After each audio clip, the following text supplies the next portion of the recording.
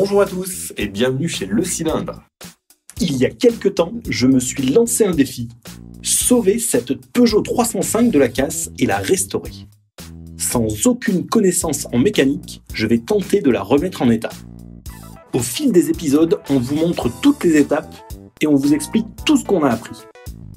Alors, asseyez-vous confortablement, maintenant, c'est nous qui bossons.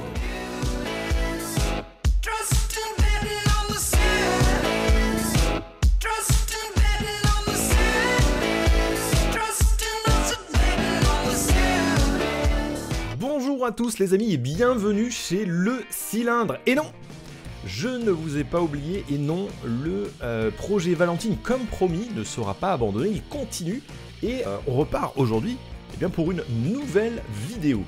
Oui, bon, ok.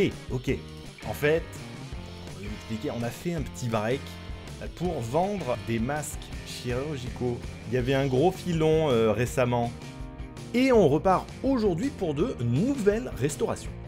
Si vous n'avez pas suivi le début de la restauration de Valentine, eh bien, je vous invite à aller regarder les épisodes précédents. Il y en a à peu près une quinzaine qui vous expliquent depuis le début tout ce qui a été fait et surtout tout ce qui reste à faire. Et ce matin, je suis parti dégonfler les pneus. Pour cela, il me suffit de sortir les obus des valves de chaque roue. Je fais ça avec un petit outil bien de chez nous. Un obus, ça ressemble à ça de près. Ça laisse entrer mais pas sortir l'air. En attendant qu'il se vide, je joue un peu dans l'atelier. Une nouvelle machine qu'on n'a pas encore vue dans le projet Valentine, je vous présente la décolleuse. Rien de mieux pour décoller les pneus des jantes.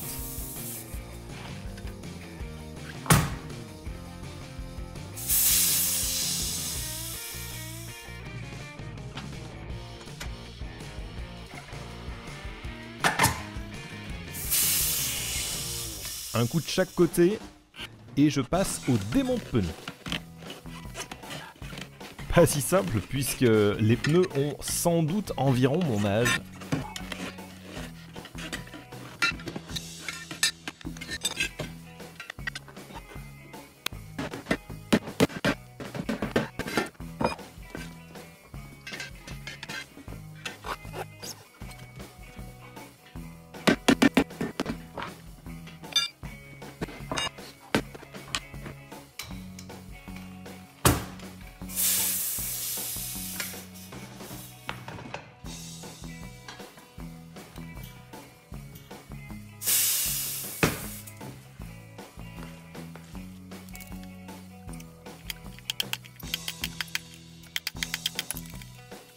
Et à l'intérieur, on trouve des chambres à air. C'était la technologie utilisée à l'époque, avant l'invention du tubeless. Je vous en reparlerai dans une future vidéo. Petit truc amusant, les chambres à air ont été fabriquées à Montluçon, dans l'Allier, pas très loin d'ici. Je vais aussi en profiter pour décaper les jantes. On va les repeindre et il y a pas mal de boulot.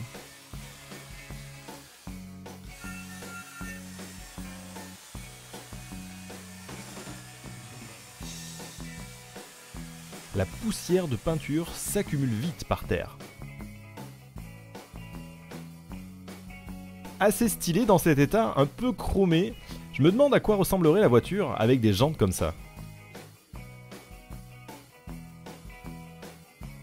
La journée est vite passée et dès le lendemain, on passe à la peinture.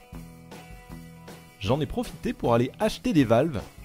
On va donc se passer de chambre à air. Valentine aura droit à un montage pneumatique moderne. Les pneus d'origine étaient du 145-14, une monte qu'on ne trouve plus aujourd'hui.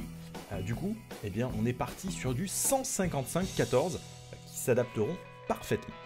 Petite astuce, sur tous les pneus, vous trouverez ces 4 chiffres. Ils indiquent le numéro de la semaine et l'année de fabrication du pneu. Pour la peinture, j'opte pour un gris clair proche de celui d'origine. Et c'est parti pour une séance au pistolet.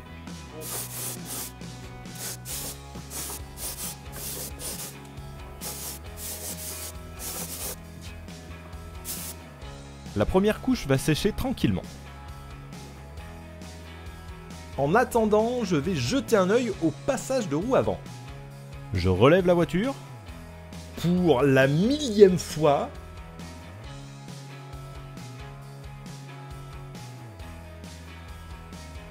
Et je place du plastique pour protéger le compartiment moteur. De chaque côté, bien sûr. Avec une brosse métallique et des lunettes de protection, je retire les parties abîmées pour refaire toute la protection plus tard.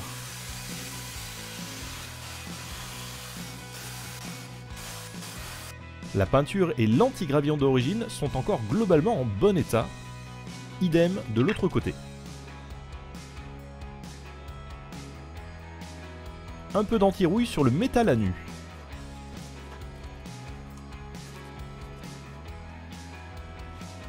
Et bien sûr, je m'en fous partout sur les mains. On n'oublie pas le côté passager. Et je retourne à la peinture. Maintenant, j'ai pris le coup de main. La deuxième couche n'est qu'une formalité. Il n'y a plus qu'à laisser sécher. Et le lendemain matin, c'est sec. Le rendu est impeccable.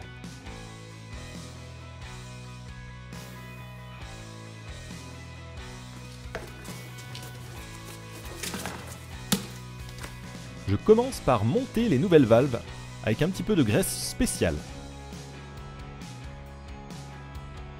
Et voici ma technique perso. Faire levier avec une petite clé à fourche. Ça va tout de suite mieux.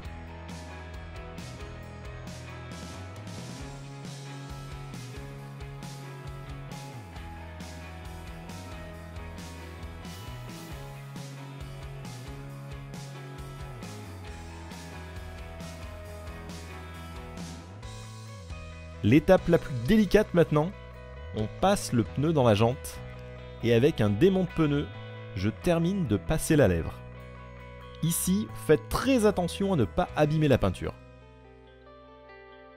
Un petit coup d'air grâce au gonfleur manomètre fabriqué à Clermont-Ferrand par Michelin. Je mets environ 2 barres d'œufs dans chaque pneu comme recommandé. Impeccable. Et pour la dernière étape, on va utiliser une nouvelle machine, l'équilibreuse. C'est l'étape de l'équilibrage. Équilibrage, équilibreuse, équilibrage, équilibreuse. Allez les gars là, faut vous réveiller! L'équilibreuse est une machine assez simple. On met la roue sur un axe, on lui imprime une rotation et on la laisse décélérer. Une aiguille nous indique le poids imprimé en défaut sur la roue.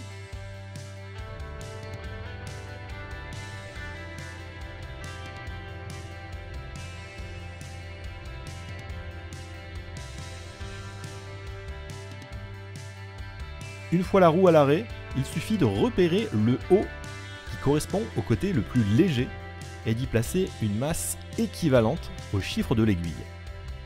On tourne la roue d'un quart de tour et si elle ne bouge pas, alors elle est parfaitement équilibrée. En général, pour l'esthétique, on met les masses derrière la roue, mais l'effet reste le même qu'à l'avant. Allez, je retire la première roue équilibrée pour m'occuper des autres. Voilà une bonne chose de faite. C'est tout pour aujourd'hui les amis, j'espère que ça vous aura plu. Vous l'avez compris, à présent, je vais faire des formats un petit peu plus courts, un petit peu plus simples, avec moins de fioritures, moins de montage, etc. Moins de complexité aussi pour moi, ça va me permettre de sortir des épisodes plus régulièrement et plus simplement. J'ai beaucoup moins de temps, mais le projet va continuer. Du coup, n'hésitez pas à me dire en commentaire si, voilà, ce que vous pensez un petit peu de ce nouveau format. Je pense aussi faire une deuxième vidéo FAQ dans quelques mois, donc si vous avez des questions pour cette FAQ, n'hésitez pas à mettre bien tout simplement voilà, les 3 petites lettres FAQ devant votre commentaire et on en reparlera du coup dans cette future vidéo. Merci pour votre patience. On se donne rendez-vous dans quelques semaines pour le prochain épisode du projet Valentine.